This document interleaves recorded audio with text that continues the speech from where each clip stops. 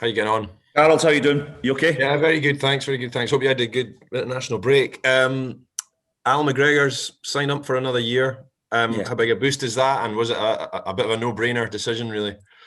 I'll answer that second bit. No brainer, absolutely. I think he thoroughly deserves it as well. Massive workhorse. The way he comes in here every day, and his preparation for games is pretty stunning. All goalkeepers work extremely hard. During my time as a player and through working at clubs, goalkeepers, they are different. They're different makeup to outfield players. But Alan he really is something different, because he's meticulous in his preparation, and it's no surprise that the saves that he makes on whether it be first minute, last minute, against a team at the bottom of the league, at the top of the league, or in a European tie, his concentration focus is there to be seen, and I think it's well deserved that he's got another year. No concerns from him about playing past 40 then, no? Well, the thing is, as I said to you, he's in great condition, and it'll be entirely up to Alan. It comes from his gut, his desire to keep going. But I've been a player that's got to an end, played pretty long, and you get to a point, and maybe his body will tell him. But at this moment in time, there's no signs of that. David Edgar. Morning, Gary. Good morning.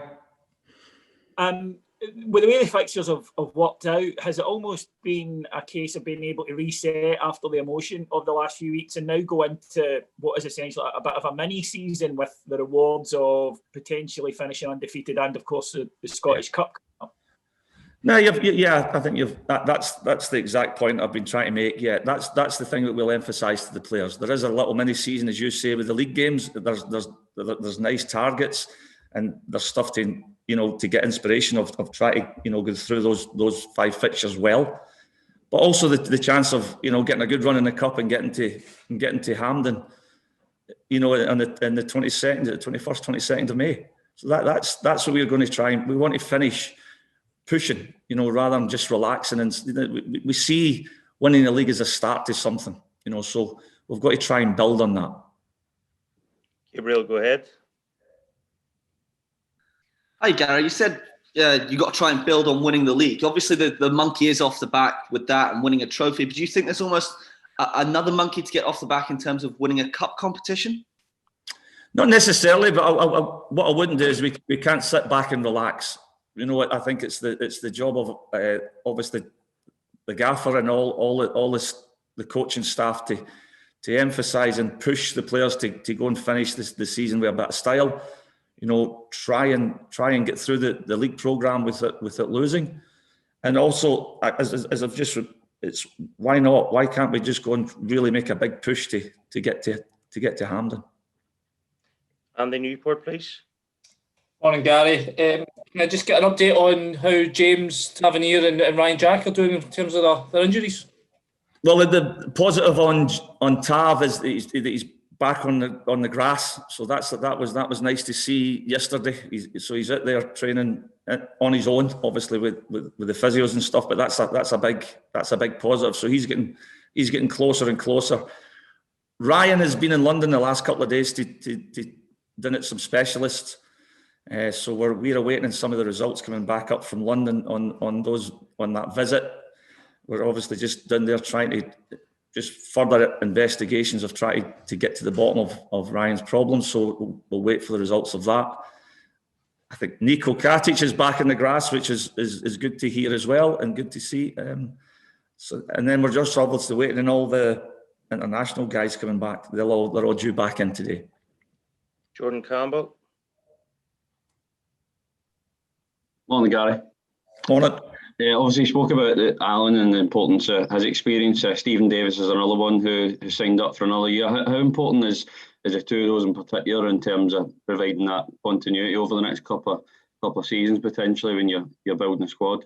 Yeah, but and just flipping off at a tangent there, 126 caps is pretty special. I think he's now the British record holder outfield player. it's phenomenal. You know, it is. It's an amazing achievement to get that amount of caps.